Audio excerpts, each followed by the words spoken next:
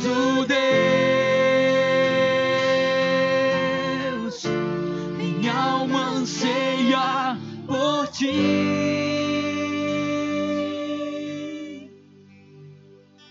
Em nome de Jesus, louvado seja o teu nome, Pai.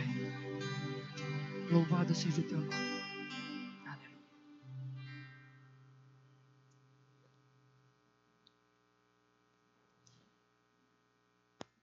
Aleluia. Amém. Venha sentar-nos. Seja louvado o nome do Senhor que nos trouxe tão grande salvação por meio do seu Filho.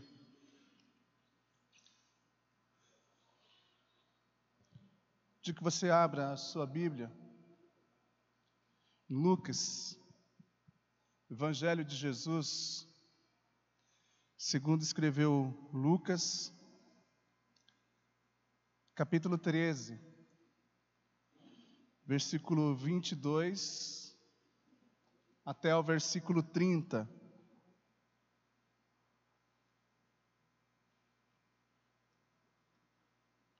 Lucas, capítulo 13, versículo 22 até o versículo 30.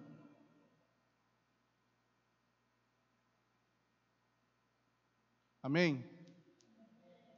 Diz assim: Jesus passava por cidades e aldeias, ensinando e caminhando para Jerusalém. E alguém lhe perguntou: Senhor, são poucos os que são salvos? Jesus respondeu: Esforce-se por entrar pela porta estreita, pois eu afirmo a vocês que muitos procurarão entrar, mas não conseguirão. Quando o dono da casa se tiver levantado e fechado a porta, e vocês do lado de fora começarem a bater, dizendo: Senhor, abra a porta para nós. E ele responderá: Não sei de onde vocês são. Então vocês dirão: Comíamos e bebíamos com o Senhor. Além disso, o Senhor ensinava em nossas ruas. Mas ele dirá a vocês: Não sei de onde vocês são. Afastem-se de mim, vocês todos que praticam o mal. Ali haverá choro e ranger de dentes, quando vocês virem Abraão, Isaque, Jacó e todos os profetas no reino de Deus, mas vocês lançados fora. Muitos virão do Oriente, do Ocidente, do Norte e do Sul, e tomarão lugar à mesa no reino de Deus. Porém, de fato, há últimos que serão primeiros, e primeiros que serão últimos. Baixe sua cabeça, feche seus olhos. Eu quero pedir que você peça ao Espírito Santo de Deus que fale ao seu coração mais uma vez, agora por meio da sua palavra. Pai, em nome de Jesus, nós queremos pedir que o teu Espírito, ó Deus, fale ao nosso coração, mais uma vez, ó Deus, por meio da sua palavra, possamos, ó Deus, encontrar direção, possamos, ó Deus, corrigir o que precisamos corrigir, e chegar, ó Deus querido, sempre ao teu trono de graça, com a tua palavra em nosso coração. Então fala conosco, é o que pedimos no nome de Jesus. Amém. Nós estamos então refletindo sobre as histórias que Jesus contou. Essa é uma das parábolas que Jesus misturou, parábola e aspectos reais naquele tempo. Por isso, quando você vai buscar sobre as parábolas de Jesus, se você vai fazer um estudo mais profundo, você vai ver especialistas falando que aqui não se entra como parábola e outros falando como de fato é uma parábola. Eu preferi entrar do lado daqueles que também acham que é uma parábola, embora ele faça no meio dessa história algumas conversas que já era daquela situação real. E então, falando sobre essa parábola, o que essa parábola então traz no ensino é a resposta de uma pergunta. Quando Jesus estava caminhando, porque o texto diz que Jesus estava ensinando e caminhando para Jerusalém, ele estava já indo para a semana que nós conhecemos, né? A semana da paixão, ele já estava caminhando para este fim aqui na terra, para a sua entrega na cruz. E ele então ia ensinando e indo para Jerusalém, e de repente alguém pergunta para ele: mestre, são poucos os que de fato vão entrar no céu? Se a gente prestar atenção, se você conhece um pouco do momento, como era a cabeça das pessoas no tempo de Jesus Cristo, na pergunta dele já demonstra uma posição que eles tinham a respeito do céu. Eles achavam que não eram todas as pessoas que entrariam no reino dos céus, que eram poucas pessoas que entrariam no reino dos céus. E de fato Jesus Cristo demonstra isso. Olha, a porta de fato é estreita. A porta é estreita, dizendo que não são todos que entrarão no reino dos céus. Eu já tenho dito que alguns podem ter algumas surpresas, né? Chegar lá no céu, a surpresa é: cheguei, eu estou aqui, eu consegui. Você anda no céu mais um pouquinho, e aí você encontra de repente com uma pessoa que você jamais imaginou que estaria lá e disse: você aqui? Você também está aqui? Aí você anda mais um pouco e descobre: ué, cadê o pastor? Mas essa terceira surpresa, por causa de Jesus Cristo, você não vai ter. Estarei lá no céu também. Mas demonstrando que o anseio que as pessoas têm para ir para o céu. Quem aqui não deseja ir para o céu? Levanta a mão. Quem não deseja? Todos nós desejamos ir para o céu. Inclusive, irmãos, eu trouxe aqui uma arma para facilitar e antecipar a sua ida para o céu. Se alguém quiser, isso eu posso ajudar. Alguém que queira aqui, levanta a mão. Cadê o desejo de ir para o céu? Sumiu. Sumiu, né? Brincadeira. Mas nós queremos ir para o céu. Todos nós queremos ir para o céu. Nós não queremos ir para o inferno, porque esse era o outro lugar. Essa é outra situação, é o outro caminho. Nós queremos ir para o céu. Talvez a pergunta daquela pessoa, de fato, não seria: são poucos. Talvez a pergunta real que ele gostaria de fazer é: mestre, o senhor poderia me responder se eu vou para o céu? É igual aquelas perguntas que tem em cursos, na faculdade, na escola, em palestras, né? Eu tenho um amigo, né? Geralmente tem sempre esse tipo de pergunta numa palestra, né? Palestra para casais, palestra para pais, é muito comum ouvir: eu conheço uma pessoa. De repente até ela mesma é a pessoa, mas a pessoa diz: eu conheço alguém da mesma forma como essa pessoa.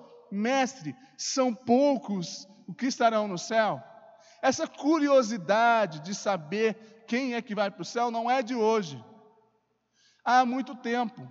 E Jesus Cristo então começa a responder: que caminho é esse que nos conduz para o céu? Que caminho é esse? Qual é o percurso que nós devemos caminhar para chegar até o céu? E ele começa a responder nessa parábola. E a primeira resposta que ele dá é: olha, não é o fato de você ser uma pessoa religiosa que vai fazer com que você chegue ao céu. Não é o fato de você frequentar uma igreja que vai fazer com que você chegue ao céu. Não é o fato de você se achar uma pessoa íntegra que vai fazer com que você chegue lá no céu. Porque se nós lembrarmos no texto, e você voltar para o texto de Lucas 13, o versículo 26, ele vai dizer assim, contando a parábola: comíamos e bebíamos com o Senhor. Além disso, o Senhor ensinava em nossas ruas. Comíamos e bebíamos como o Senhor. Eu já mencionei que na cultura judaica, o comer e beber com uma pessoa simboliza uma aceitação, simboliza algum tipo de relação. O que as pessoas estão dizendo: olha, de uma certa forma, eu tinha uma relação com você. De uma certa forma, nós nos encontrávamos, e eu me sentia aceito por o Senhor, porque comíamos e bebíamos. E de fato, se tem algum lugar que a pessoa jamais deve ser rejeitada, é numa igreja. Qualquer pessoa que chega em nossa igreja, e esse é o meu desejo, qualquer pessoa que entre aqui, ela jamais venha se sentir sozinha. Eu gosto muito dessa palavra do pastor que disse, a igreja, pastor Ari Veloso, aliás, que já faleceu, ele diz o seguinte: a igreja deve ser o último lugar onde uma pessoa se sente sozinha. E de fato, por quê? Porque é um ambiente de aceitação, é um ambiente de acolhimento. É o tanto que, se uma pessoa não se sente aceita em nosso ambiente, na nossa igreja, ela não retorna. Porque o que nós mais queremos de todas as pessoas é aceitação. Nós queremos que as pessoas nos aceitem. E começamos a participar da igreja, frequentar a igreja. E a gente vai frequentando a igreja, a gente vai se envolvendo com os trabalhos da igreja. Vamos nos relacionando com as coisas da igreja. Entro em um determinado ministério da igreja, dos quais a gente tem vários, mas infelizmente nem todos estão funcionando nesse momento. Se estivesse tudo normal, né, as crianças não estariam assistindo pelo vídeo, né, mais uma vez, Ministério Infantil, parabéns pelo vídeo. Né? Cada domingo tem sido uma bênção. E as crianças estariam lá nas salinhas, ouvindo, e pessoas estariam ali, ministrando as crianças, sendo utilizadas no trabalho da igreja. Talvez você entraria no próprio ministério de louvor, e você vem para o ministério de louvor, você toca, você canta, ou estaria no ministério de integração da nossa igreja. Nós temos um ministério na nossa igreja para receber bem as pessoas que chegam na nossa igreja, para que se sintam acolhidas. Nesse tempo de pandemia, nós não conseguimos pegar o nome das pessoas, mas eu vou pedir, se é a sua primeira ou segunda vez na nossa igreja, que você, no final do culto, me espere, porque nós queremos entregar uma ficha para você preencher, e a gente manter contato com você, manter uma relação com você. E a gente vai se envolvendo cada vez mais em alguns ministérios, e vamos gostando do ambiente da igreja. Passamos a liderar alguns ministérios da igreja, ministério de mulheres, de jovens, de crianças, chega até ser pastor da igreja. Então a pessoa se torna pastor da igreja, e vai se envolvendo com isso, e as pessoas pensam que por ser pastor, por estar na frente do ministério da igreja, por se envolver, por ter sido batizada, e estar sempre com os trabalhos da igreja, significa que tem o seu lugar lá no céu. Isso é engano. Não é o fato de você se relacionar com as coisas da igreja, estar no ambiente da casa, do dono da casa, significa que você está no céu. Eu sempre dou essa ilustração. Você ainda pode pegar no seu próprio corpo. Pegue aí na sua orelha. Pega na sua orelha. A sua orelha é o seu corpo? É? Sim ou não? Cabelo. Aí as irmãs fizeram a escova, está até com dó de pôr a mão no cabelo, né? Cabelo, pega o seu cabelo. Não vale puxar o cabelo do irmão, né? Ô, Deda, não, faz a cabeça. Né? Então, é seu corpo? É. Pegue aí no seu joelho. Pegou no seu joelho? É o seu corpo? Sim. Sua camisa ou seu vestido? Pega agora. É o seu corpo? Mas está no seu corpo. A mesma coisa em relação à igreja. Existem pessoas que estão na igreja, mas não é a igreja. Não é o fato de você frequentar a igreja que significa que você automaticamente já está no céu. Eu vou buscar uma igreja para endireitar os meus caminhos, ou para me trazer algum conforto, ou para ensinar alguma coisa para o meu filho. Como pastor, eu já ouvi muitas pessoas dizerem isso. Pastor, eu vou para a sua igreja, porque lá eu posso endireitar as coisas para o meu filho, e quando ele crescer, ele vai ser um bom rapaz. Mas isso não deve ser o motivo principal. Eu falo, você pode aprender algumas, sim, algumas alguns comportamentos, você pode aprender moral, você pode aprender ética para a sua vida, mas o mais importante, que é o trabalho de uma igreja, é conduzir pessoas a chegarem no céu, a ser discípulos de Jesus, como é a missão da nossa igreja. Nós existimos para que você se torne um discípulo de Jesus e viva os propósitos de Deus aqui na terra. Se você não se torna um discípulo de Jesus Cristo, não é o fato de você estar na igreja que faz com que você tenha um lugar no céu. Não é ter o seu nome no hall de membros da nossa igreja que vai garantir você chegar ao céu. Não é o fato de você ser batizado que significa que você vai chegar no céu. Atos dos Apóstolos, no livro de Atos dos Apóstolos, conta a história do evangélico Simão. Eu falo que o Simão é um típico evangélico brasileiro, Simão mágico. Ele era tido como um deus da região onde ele morava. As pessoas admiravam o seu grande poder, sua influência, mas de repente chega Filipe. Chega Filipe, e pelo poder de Deus, Filipe começa a realizar curas. Simão fica impressionado com Filipe. E ele olha para Filipe e diz: olha, as pessoas estão me deixando e estão seguindo Filipe, é porque Filipe é bom. E o texto diz: Simão creu e foi batizado. E continua a vida de Simão. Simão se envolve com os trabalhos que Filipe tinha, está ali, começa a liderar, é um braço direito de Filipe, provavelmente. Mas aí, chega os apóstolos, para saber como é que está o evangelho em Samaria. Chega lá os apóstolos, Pedro e João. E Pedro e João chegam e tem ali uma grande conferência da igreja, congresso de despertamento espiritual. E ali a igreja é avivada. Pedro traz uma pregação fervorosa, como aquela de Atos 2, inflama o coração das pessoas. E eu não sei o que aconteceu ali, mas deve ter sido algo de muito impressionante. Muito impressionante.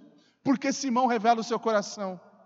Simão pega e diz aqui: Pedro e João, toma aqui dinheiro e me dá esse poder para que da mesma forma como vocês puseram as mãos sobre as pessoas, quando eu puser as minhas mãos, as pessoas venham também ter isso que vocês fizeram com elas. Sabe qual foi a resposta de Pedro? Vou falar num bom português, um português claro, porque a Bíblia está rebuscada. Vamos lá no português claro. Vai para o inferno, rapaz, você e seu dinheiro. Você não se converteu. Você está aqui acompanhando Filipe todos os dias, mas o seu coração demonstra que você é um filho da perdição, demonstra que você não tem nada a ver com Jesus Cristo. Você está aqui no nosso meio, mas não é do nosso meio. E nós precisamos entender que não é o fato de estarmos presentes numa igreja, corremos um risco. O fato de você estar aqui, querendo ou não, é um risco. Num tempo de pandemia. Mas isso não significa que automaticamente você já tem o seu nome lá no céu. Vou pedir que você abra a sua Bíblia em Mateus. Esse é um texto conhecido. Mateus, capítulo 7, versículo 20 e 23.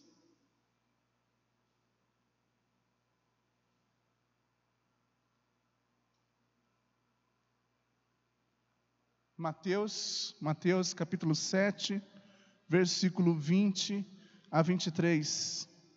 Diz assim: nem todo o que me diz Senhor, Senhor, entrará no reino dos céus, mas aquele que faz a vontade de meu Pai que estás nos céus.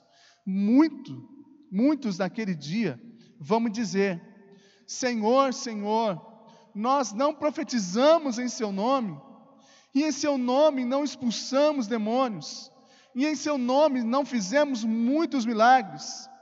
Então lhes direi claramente: eu nunca conheci vocês. Afastem-se de mim, vocês que praticam o mal. Existem aqui 3 feitos que qualquer pessoa do nosso tempo considera uma pessoa ser um homem de Deus. Profetizar, nesse caso, não é um ato de revelação, mas é de pregação da palavra. O que aquelas pessoas vão dizer para Jesus? Jesus, nós pregamos muitas vezes, assumimos o púlpito da igreja, falando de pastor. E a essas pessoas, Jesus diz: eu não te conheço, eu não sei quem você é, mas preguei em teu nome.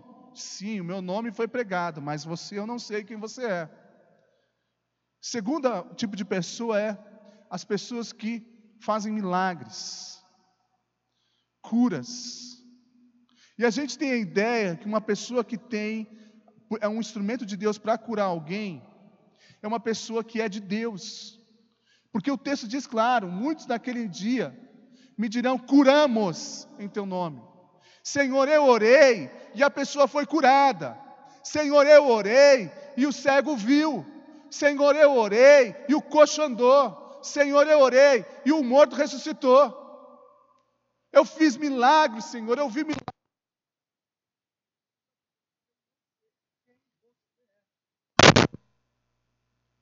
Eu não conheço você.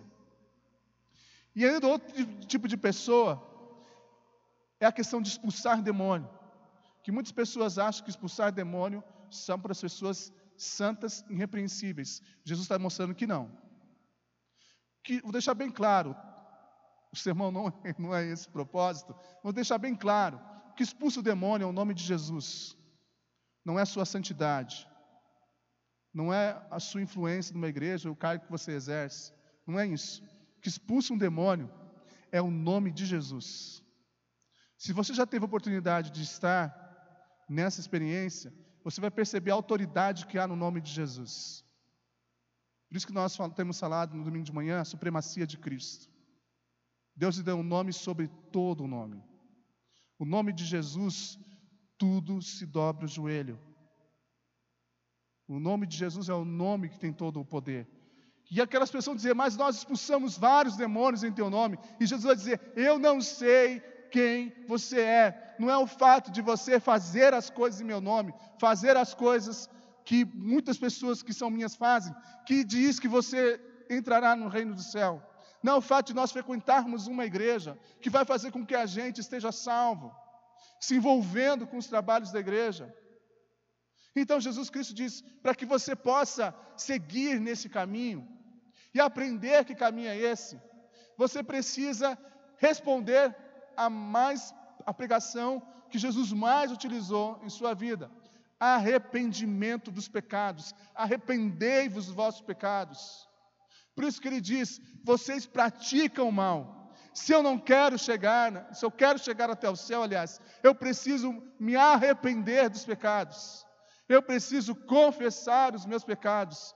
Se nós voltarmos para o texto de Lucas, capítulo 13, versículo 27, Jesus Cristo vai dizer o seguinte: mas ele dirá a vocês: não sei de onde vocês são, afaste de mim, vocês todos que praticam o mal. Arrependei-vos do arrependimento do pecado, é confessar o seu pecado, é reconhecer que o caminho de Deus é que é certo para você. Em primeiro lugar, reconhecer que você é um pecador. Esse é o ponto essencial, o primeiro passo para o arrependimento. Nós temos grande dificuldade de reconhecer que somos pecadores. Sabe quando que a gente consegue perceber isso?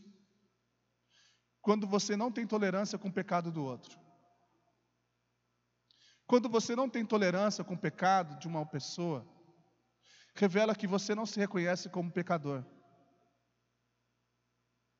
Você está num patamar acima dos outros. Quando nós somos tolerantes, temos paciência e não julgamos aquela pessoa, nós reconhecemos que saímos do mesmo lugar que aquela pessoa saiu. Por isso eu gosto muito do texto de Efésios capítulo 2. Quando Paulo escreve a carta de Éfeso, a igreja estava num vigor excepcional. Estava, como Jesus vai dizer em Apocalipse 2, no primeiro amor. Porque Paulo não repreende a igreja de Éfeso. Paulo não dá uma repreensão à igreja de Éfeso. Paulo simplesmente dá uma carta de doutrina para a igreja. Diferente à igreja de Corinto. A igreja de Corinto, Paulo dá boas pancadas. Mas a igreja de Éfeso não. Éfeso, Paulo só orienta. E nas suas orientações, no capítulo 2, ele vai dizer o seguinte: lembra de onde vocês saíram. Muitos de vocês eram também filhos da perdição. Aí ele vai dizer o famoso versículo que nós conhecemos de Efésios 2, 8. Vai dizer: é pela graça de Deus que vocês foram salvos mediante a fé em Cristo Jesus. Porque vocês se arrependeram, vocês tiveram fé em Jesus Cristo, vocês sim alcançaram o céu. Mas não esqueçam de onde vocês saíram. Da natureza de vocês, da nossa natureza, da minha natureza, da sua natureza. Para o arrependimento é necessário que eu me reconheça como pessoa pecadora. Então eu sou pecador.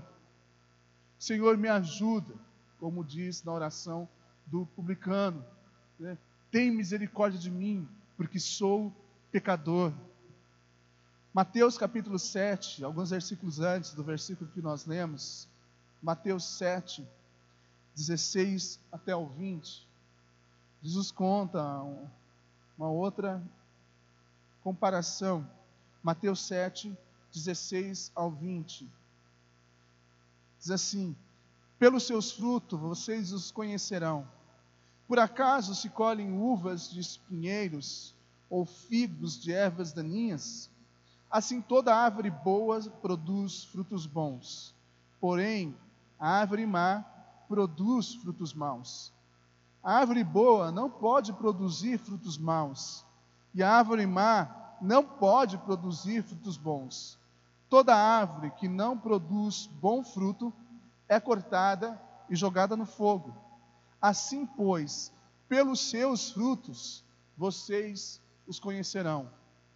Que tipo de árvore é você? É pelos seus frutos que você reconhece se você teve uma vida de arrependimento ou não. Quais são as atitudes que você tem tido? As atitudes que você tem tido revelam o quanto você está seguindo o caminho de Deus e tendo uma vida de arrependimento constante. Ou a última vez que você fez confissão de pecado foi quando você se converteu. Durante a semana que passou, quantas vezes você orou pedindo perdão da sua condição como pecador? Quantas vezes você reconheceu que naquele dia você cometeu pecado e você chegou...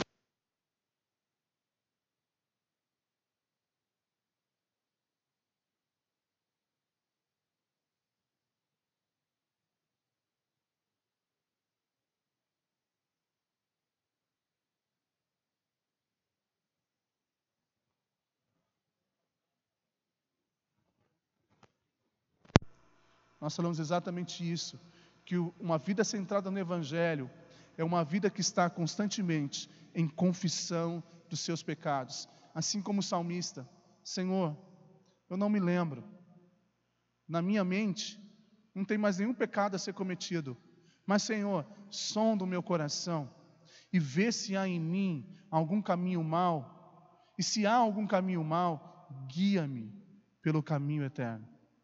Guia-me para que eu seja uma pessoa que está seguindo de fato a tua vontade, porque tem um coração arrependido. Amanhã vamos fazer um ano que assumi aqui a igreja. Um ano. Se os irmãos tivessem sucessão pastoral e viesse no meu currículo seguinte, no perfil ministerial que eu mandei para o Bruno e para o irmão Clóvis: adulterei, para esconder meu adultério, eu matei o esposo da mulher e casei com ela. Não criei meus filhos muito bem. Inclusive, um se rebelou comigo, tive problemas com ele sério, mandei ele para a rua, ele acabou sendo morto. E minha família não conseguiu administrar muito bem. Os irmãos acham que eu estaria aqui completando um ano de ministério?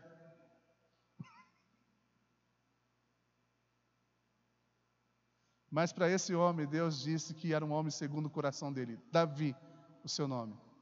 A história dele é registrada em 1 e 2 Samuel. Você pode ler lá. Davi, um homem segundo o coração de Deus. Por que Davi era um homem segundo o coração de Deus? Adúltero, assassino e mau chefe de família. E não foi só um problema não, foram vários problemas na família. Se você ler Samuel, você vai descobrir. Eu só citei um. Por que você acha que Davi recebeu de Deus o título Homem segundo o meu coração? Já parou para pensar? Um dos motivos, Salmo 51. Um dos motivos. Davi era um homem que tinha um coração arrependido. Quando confrontado pelo pecado que ele cometeu, ele imediatamente chorou e se arrependeu. Pediu perdão, pediu conserto. Davi tinha uma vida de confissão e arrependimento constante. Constante. Como que é a sua vida diante de Deus? Com isso eu estou contando a história de Davi. Eu não quero falar que você agora vai sair adulterando e matando todas as pessoas, não. Que os erros das pessoas da Bíblia foram contadas para demonstrar que há um Deus que perdoa e que também mostra o caminho certo a ser seguido. Davi serviu para nós como exemplo. Davi errou nisso, Deus deixou esse exemplo para mim, então eu vou seguir um caminho diferente, para que eu não cometa os mesmos erros que Davi, os grandes homens de Deus, tiveram. Mas e um coração de arrependimento? Uma vida de confissão de pecados diante de Deus. Isso nós podemos ter de exemplo de Davi. E como isso está no seu coração? Como é que você tem uma vida de arrependimento ou não? Porque se eu não tiver uma vida de confissão e arrependimento, o caminho para o céu, eu posso tentar entrar, mas eu não consigo, porque você esbarra no arrependimento. Sem uma vida de arrependimento, não se chega ao céu.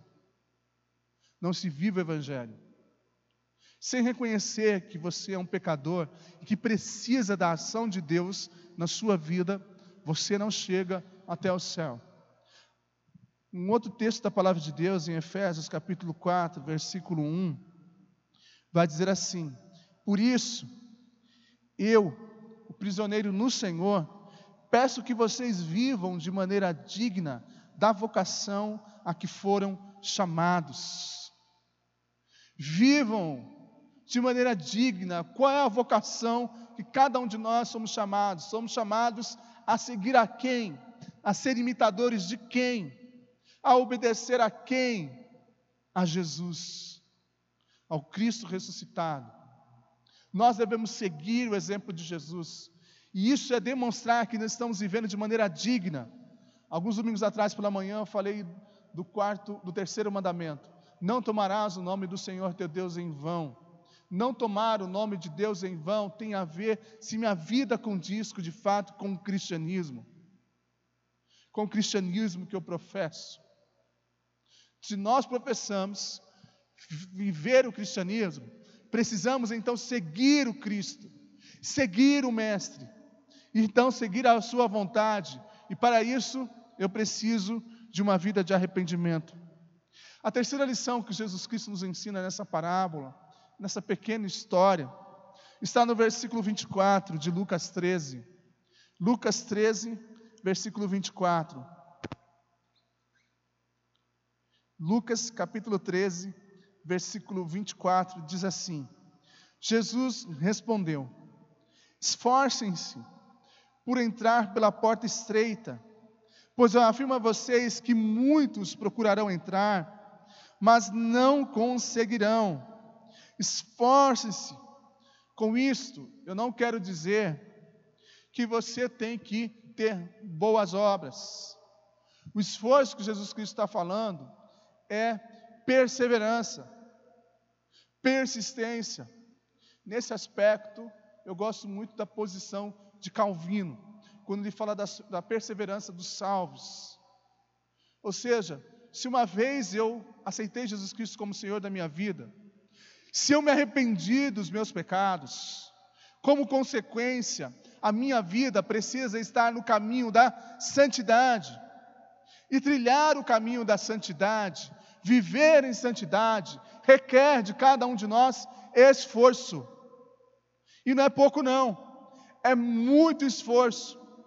E o quanto você tem se esforçado para viver em santidade?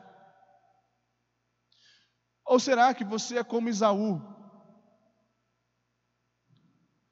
Qualquer necessidade, você deixa o que Deus tem para você. Para suprir, para você ter prazer, num pequeno momento, você abre mão de tudo aquilo que Deus tem para você.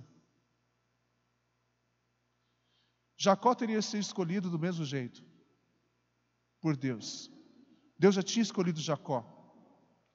Mas o que Esaú perdeu foi toda a sua herança.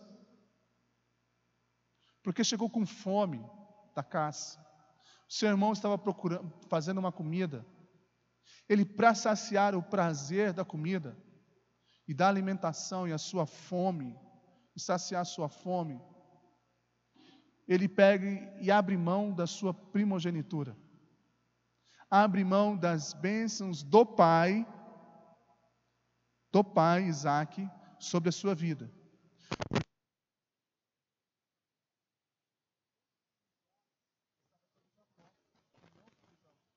Mas as bênçãos paternas de Isaque estavam sobre Esaú. Mas ele abriu mão para que pudesse ter 10 minutos de prazer e de saciedade. E muitas vezes nós abrimos mão da nossa santidade, da nossa caminhada com Deus, por pouco tempo de satisfação e prazer no pecado. Pouco tempo. Eva abriu mão de viver num jardim, mas preferiu ter conhecimento e domínio do que viver num jardim preparado por Deus para ela. E nós estamos muitas vezes perdendo os jardins que Deus tem colocado para nós. Estamos preferindo viver em cidades. Cidades, numa concepção espiritual, tem a ver com a não vontade de Deus. E o jardim tem a ver com vontade de Deus. Tudo porque a gente não tem se esforçado em dizer não. Logo nós cedemos. Logo nós já quebramos o nosso caminho que estamos traçando na santidade. Mas caminhar na santidade requer esforço. O apóstolo Paulo, quando escreve a primeira carta aos Coríntios, capítulo 9, versículo 25 ao versículo 27. Primeira carta aos Coríntios, capítulo 9, versículo 25 ao 27, vai dizer o seguinte: todo atleta em tudo se domina. Aqueles para alcançar uma coroa corruptível, nós, porém, a incorruptível. Assim corro também eu, não sem meta. Assim luto, não como desferindo golpes no ar, mas esmurro o meu corpo e o reduzo à escravidão, para que, tendo pregado a outros, não venham eu mesmo a ser desqualificado. O apóstolo Paulo fala do grande esforço que ele tem. E muitas vezes nós estamos tendo grandes esforços. Eu admiro muito aquelas pessoas que veem uma pizza e conseguem dizer não para manter ali o seu corpinho ideal. Eu admiro o povo que levanta 4 horas da manhã e dá pedaladas, quilômetros. Aquele povo que termina. E alguns até vão para... Agora não, está na faculdade, né? Mas até vão para a faculdade, trabalham à noite. Mas tem lá a academia 10 horas da noite, aberta. E a pessoa está lá, firme. Liga para a pessoa no horário do exercício dela. Ela te atende? Não. Por quê? Está esmurrando o corpo dela para manter o corpinho perfeito. Sou contra isso? Não, não sou contra isso. Só não me espere pedalando 4 horas da manhã. Não me espere na academia. E não acho que eu vou comer só um pedaço de pizza. Não vou. Inclusive ontem a Ana fez uma em casa, que a Ana é boa de massa. Ela é descendente italiana. Então está explicado porque é o corpinho do pastor. Quando ela faz massa, né? E não conseguir comer um pedaço só. Então assim, mas a gente se esforça. Somos disciplinados nisso. Mas e na nossa caminhada com Deus? E nossa vida de santidade? E nossa busca pela vontade de Deus? Será que a gente tem a mesma disciplina? Será que a gente tem o mesmo foco? Mas eu fico pensando, se o povo de Deus fosse tão focado nas coisas de Deus, como é focado em cuidar da saúde e se envolver na política nesses dias. Como é que seria a igreja? Como que seria a igreja? Estava falando essa semana no Ministério de Louvor, eu falei assim, vou dar um golpe no povo da igreja. Vou fazer assim, ó, live em quem você vai votar neste ano. Aí o pessoal assim, pastor, a live vai estar lotada, vai bombar. Aí assim, aí eu vou fazer pregação, a gente vai ter o louvor, vai ter a pregação, vai ter o apelo, e depois eu falo, ó, você vota quem você quer, né? O voto é teu. E assim, mas por quê? Porque as pessoas estão tão interessadas nesse tipo de coisa.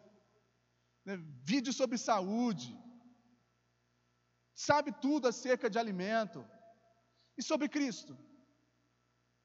Quantos livros tem a Bíblia? Qual é o maior livro da Bíblia?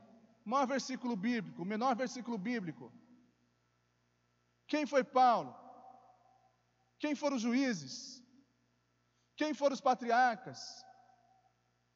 Eu dei aula no seminário, eu quase caí duro no chão. No seminário, alguns anos atrás. Então, falando sobre o Antigo Testamento e tal, os patriarcas. E os patriarcas. Aí um aluno. Pastor, o senhor está falando dos patriarcas? Quem foram os patriarcas?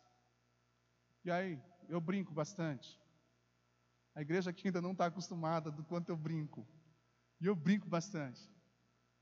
A primeira coisa que eu fiz foi, eu estou passando mal. Não é que o seminarista não sabe quem são os patriarcas? Se eu tivesse feito outra pergunta, porque também era uma igreja muito envolvida com política. Muito envolvida. Eu acho que a igreja acordou tarde. E ela está se envolvendo, tentando recuperar o tempo que nós perdemos, não nos envolvendo com política. E a gente está demais agora. Perdemos tempo não nos envolvendo. E agora a gente quer envolver tudo que a gente não se envolveu nesses anos todos, queremos envolver nesse ano. Não vai dar certo. Não vai dar certo. Vamos perder o foco. E eu falei o seguinte, olha, se eu fizesse qualquer pergunta para vocês, acerca do que na época estava em eleição, e inclusive uma das seminaristas era candidata a deputada estadual do Mato Grosso, e eu falei, vocês saberiam tudo, não saberiam tudo? E vocês me perguntam sobre quem são os patriarcas. E no próximo ano vocês vão ser formados, vão ser pastores, pastoras, missionários e missionárias. E não sabem quem são os patriarcas. E aí eu já sou bem direto. Eu recomendo então que vocês recomecem o seminário. E foquem nas coisas de Deus. Foquem na Bíblia. E nós erramos, Jesus diz, por não conhecer as Escrituras e nem o poder de Deus. A nossa geração tem sido marcado por pessoas que não conhecem a Bíblia. Não se esforçam para ler a Bíblia. Não se esforçam para, no mesmo horário, a gente estar junto numa live. não se esforçam para reservar um tempo para ter um estudo tão abençoado como foi o de quinta-feira. Quantos acompanharam ao vivo? Foi bênção, irmãos. A gente teve um dos melhores preletores de escatologia ao vivo. Pastor Nathan Rufino é considerado, no Brasil, um dos melhores neste tema. E a gente não se esforça para isso. Nos esforçamos para um monte de outras coisas. O que Paulo está dizendo, eu esmurrei o meu próprio corpo, eu me esforcei para que eu não pudesse ser desqualificado, mesmo fazendo o que fazia. Quanto tem sido o seu esforço? Quanto tem sido a sua devoção a Deus? Porque o que Jesus Cristo está dizendo é exatamente isso nessa parábola. Ele quer que a gente se esforce. Ele diz que, deixa eu pegar a folha certa. Esforcem-se para entrar pela porta estreita. Esforcem-se. Busquem. E você não faz esforço sem necessidade. Não faz esforço para pegar essa cadeira que você está sentado. Você faz esforço para pegar coisas que você entende que não dá conta. Não é assim? Você está na academia. Vou dar um exemplo. 2 quilos, quem é de academia, peso de 2 quilos, você faz esforço? Uma mão, ninguém faz esforço. 2 quilos. Agora, se você pegar um peso de 10 quilos para fazer a sua mão, já aumenta um pouquinho mais. 15, 20. Andar 1 quilômetro de bike, para quem está acostumado, fichinha. 240. Mas quando você tem um alvo de chegar lá, você se esforça até chegar lá. Até chegar ao céu, por todo sempre. Você tem se esforçado mesmo tanto? Você tem levado a sua vida cristã de qualquer jeito? Como que você tem levado a sua vida cristã? O que o Senhor fala para nós é esforço. Esforço.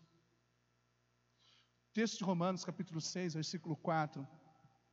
O apóstolo Paulo vai dizer assim, Romanos, capítulo 6, versículo 4. O apóstolo Paulo vai dizer o seguinte: fomos sepultados com ele na morte pelo batismo, para que, como Cristo foi ressuscitado dentre os mortos pela glória do Pai, assim também nós andemos em novidade de vida. O apóstolo Paulo, quando escreve aos Romanos, a concepção dos Romanos é que se nós estávamos vivendo na graça de Deus, eles tinham que pecar ainda mais para que haja superabundância da graça de Deus. Aonde abundou o pecado, superabundou a graça. E na concepção dos romanos, e é por isso que Paulo corrige essa ideia, é que eles entendiam o seguinte, que para que a graça de Deus pudesse ser ainda mais abundante na vida deles, eles tinham que ter uma vida de pecado, sem esforço algum. E isso em Roma. A gente sabe como é que a vida de Roma, naquele tempo, festas, orgias, bebedeira, era isso que acontecia naquela época. Não tinha nada, nenhum compromisso em relação às coisas divinas. E as pessoas se convertem, entendem a graça de Deus, então podiam viver de qualquer jeito. E o apóstolo Paulo diz o quê? Não. Não é assim. Andemos nós em novidade de vida. Isso é santidade. Isso é busca pela vontade de Deus. E para isso, o Senhor Jesus diz que é necessário esforço da nossa parte. Andar em santidade é um esforço da nossa parte que nós devemos ter. Se eu quero chegar lá. E a outra lição que Jesus Cristo nos ensina, dessa parábola, versículo 25 de Lucas 13, diz assim: quando o dono da casa se tiver levantado e fechado a porta, e vocês do lado de fora começarem a bater, dizendo: Senhor, abra a porta para nós, ele responderá: não sei de onde vocês são. Sabe o que isso significa? Para chegar até o céu, vai exigir de você uma decisão imediata. Porque chegará a hora em que a porta vai ser fechada, assim como foi nos dias de Noé. Quando estava para vir o dilúvio, o Senhor avisou Noé. E deu a Noé a tarefa de avisar o povo que viria o dilúvio, o juízo de Deus. E a Bíblia diz que o povo não estava nem aí. Casavam-se e davam-se em casamentos. O que isso significa? Eles viviam a vida dele, independente da vontade de Deus. A vida seguiu o seu curso normal, sem se importar com o que Deus queria. É isso que significa lá, casavam-se e davam-se em casamento. Ninguém se importava com a pregação. Ninguém se importava com o evangelho sendo pregado. Mas aí veio o dilúvio. Veio o dilúvio. E só ficou Noé e sua casa. Só. Ninguém mais ficou. Todo mundo, naquele tempo, morreu. Não sobrou mais ninguém. Ninguém deu ouvido à pregação de Noé. Consequência, quando Noé e sua família entrou na arca, Deus fechou a porta da arca. Veio o dilúvio e todos morreram. Quando Jesus diz que quando o dono da casa fechar a porta, isso significa, e quando o Senhor voltar? O dia e a hora, nós não sabemos. O dia e a hora do seu próprio dia de morte, nós não sabemos. Nós não sabemos quando nós vamos morrer. Nós não sabemos o dia. E quando chegar esse dia? Será que você tomou a decisão de estar no céu? Segundo o que Jesus Cristo nos falou, nos arrependendo dos pecados, com o coração firme, arrependido, seguindo a vontade de Deus. Se isso não acontecer sobre sua vida, você não vai poder entrar no céu. Jesus conta essa lição em uma outra parábola, mas ele menciona aqui na conversa já com aquela pessoa, dizendo o seguinte: aí vai haver choro e ranger de dente. Choro e ranger de dente porque a pessoa está no inferno. O inferno é um lugar real, é um lugar que existe, que foi feito para o diabo e seus anjos, um lugar de tormento, sofrimento. E não só basta um lugar de sofrimento, mas o texto diz: vocês verão Abraão, Isaque e Jacó e outras pessoas do reino de Deus, e vocês não estarão lá. Ou seja, se você não tomou uma decisão por entregar sua vida de fato a Jesus Cristo, quando chegar o seu dia, ou quando o Senhor voltar, você pode olhar para o céu e ver pessoas do céu, e você, por não ter tomado a decisão por Jesus Cristo, no inferno. É uma dor duplicada, porque talvez você teve a oportunidade de se entregar para Jesus e não aproveitou, porque não sabia o dia da sua morte. Você não se preparou para esse dia. Você não olhou para a eternidade. Por isso que Jesus Cristo, ele afirma: um dia a porta vai ser fechada, e você não vai ter oportunidade para entrar no céu. E quando ele diz isso, ele está dizendo o seguinte: olha, então é necessário que você tome uma decisão imediata. Se você não aceitou Jesus Cristo como Senhor da sua vida, agora é a hora de você tomar essa decisão. Há um hino antigo que diz: amanhã pode ser muito tarde. E de fato, por isso que a decisão, ela precisa ser imediata. Ela precisa ser agora. Se você não tomou sua decisão por Jesus ainda, esta é a hora para você tomar. Eu já tomei essa decisão há muitos anos atrás. Existem decisões na minha vida que eu me arrependi. Se eu pudesse voltar atrás, eu teria voltado atrás. Mas essa decisão nunca me trouxe arrependimento. Nunca. Nunca. Eu tenho certeza, se você não tomou essa decisão, você nunca vai ficar arrependido dela. Nunca. Por isso eu vou pedir que você abaixe sua cabeça, feche seus olhos. Se estivesse pensando em seu coração, será que você tem certeza que estaria no céu se hoje fosse o seu dia?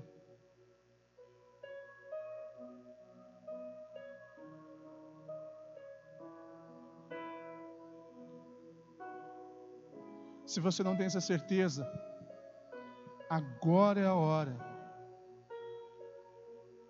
de você tomar essa decisão com convicção, para nunca mais duvidar.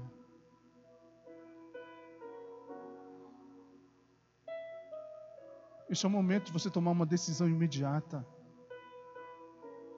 porque pelos sinais que temos visto na nossa história, demonstra que a volta de Jesus Cristo está próxima. Próxima. E você está preparado para o arrebatamento da igreja? O Senhor virá nos buscar muito em breve. Se você não tem essa convicção de que estará com Ele, Ele está dando essa oportunidade para você agora, neste exato momento. Por isso, é só você orar, dizendo: Senhor, eu quero trilhar o caminho da porta estreita.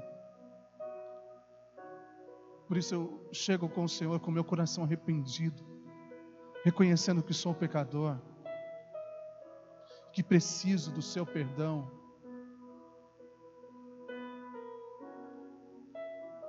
E que vou me entregar ao Senhor para mudança de vida.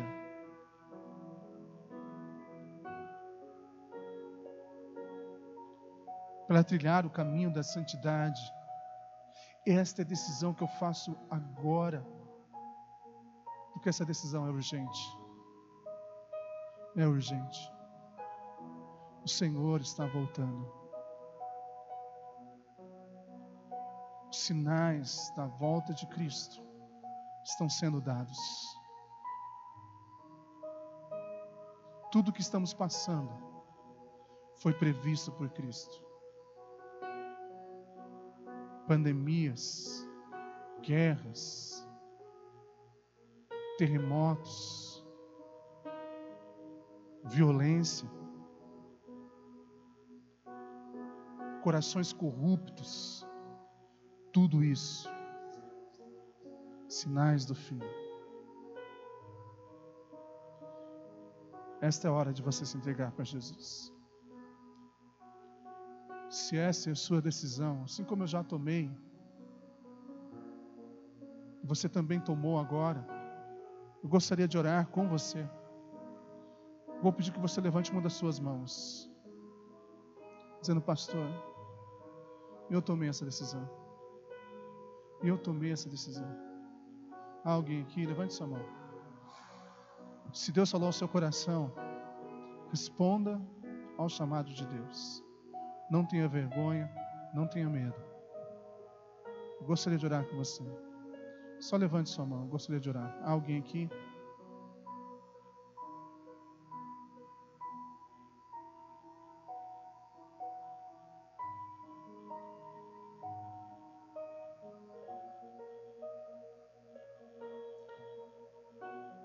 Se alguém que está acompanhando nossa transmissão, que tomou essa decisão, for pedir que Paulinho coloque o e-mail da igreja, vai colocar o WhatsApp também, para que você entre em contato conosco, para que a gente possa abençoar a sua vida e orientar no caminho que você deve seguir. Se Deus falou ao seu coração, você que está aqui presente nesse tempo, levante sua mão. Não tenha vergonha, não tenha medo. Uma decisão entre você e Deus. Há alguém?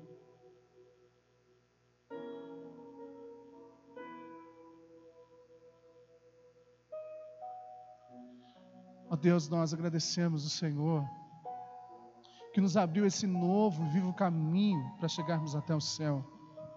Porque pela sua morte, a sua morte de cruz, o Senhor trouxe vida para nós. Trouxe a salvação e nós agradecemos que a temos por meio da fé no Senhor. Que o Senhor nos ajude, ó Deus, a manter firme o nosso compromisso contigo, a viver em santidade em cada momento da nossa vida. Que o Senhor nos ajude. No nome de Jesus, Pai, que nós te pedimos isso e oramos. Amém. Amém. Vai tocar uma canção, enquanto a canção estiver tocada, você que trouxe seu dízimo e a sua oferta, você pode consagrá-la ao Senhor neste momento.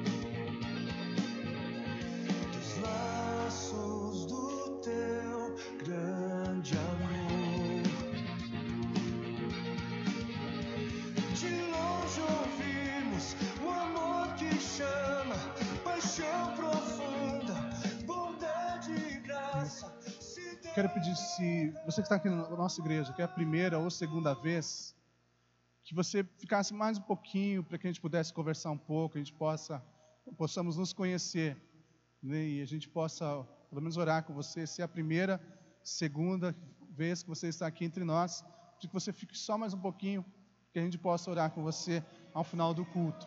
Lembrando aos irmãos, nossa transmissão, terça e quinta, são nossas transmissões, né, constantes, sempre às 8 horas. Né? Agora a gente está tanto pelo YouTube quanto pelo Face. Hoje a gente teve um probleminha no sinal, né, o nosso culto não foi transmitido, né, foi gravado, e nós vamos colocar no YouTube e no Facebook mais tarde, né, e as pessoas que não acompanharam poderão ver. Né? Dessa vez não foi o golpe do pastor, dessa vez foi a transmissão mesmo que deu problema. Acontece, né? São coisas da tecnologia. Vamos ficar em pé, vamos orar então, encerrando nosso culto dessa noite. Que o Senhor possa fortalecer o seu coração nesse tempo, que você siga firme cada vez mais no Senhor, com a esperança nele. Vamos orar? Pai, em nome de Jesus, nós queremos suplicar a Deus, como temos suplicado a cada dia durante esse tempo que estamos vivendo, ó Deus, de isolamento social, de pandemia, a manifestação do seu poder. Em especial, ó Deus, queremos colocar as pessoas, ó Deus, que conhecemos da nossa igreja, ó Deus, amigos, parentes, que tiveram resultado, ó Deus, como positivo. Em primeiro lugar, ó Deus, que o Senhor acalme o coração das pessoas e dos familiares, que possa, ó Deus, confiar no Senhor e no seu poder, e que haja manifestação, ó Deus, especial do Senhor sobre a vida dessas pessoas que estão infectadas. e possam ser curadas pelo Teu poder. O que nós temos suplicado, Deus, é isso. Cura, Deus. Estabelece saúde dos que estão em caso grave. Fortalece, ó Deus, o coração. E que o Senhor também possa nos ajudar, ó Deus, a manter a nossa saúde, sem a necessidade de nos contaminar com esse vírus. Elimina, ó Deus, este mal do nosso mundo. Traz a solução para este tempo, para que haja paz, para que nós possamos voltar à normalidade. Então, ó Deus, nos acompanhe, que o Teu amor, que a graça do nosso Senhor Jesus Cristo e a orientação do Teu Espírito Santo esteja sobre cada um de nós, desde agora e para todos sempre. Amém. Irmãos, uma ótima semana no nome de Jesus. Não vou poder dizer que podem se abraçar, pelo menos ainda não, mas um dia a gente vai poder se abraçar de novo.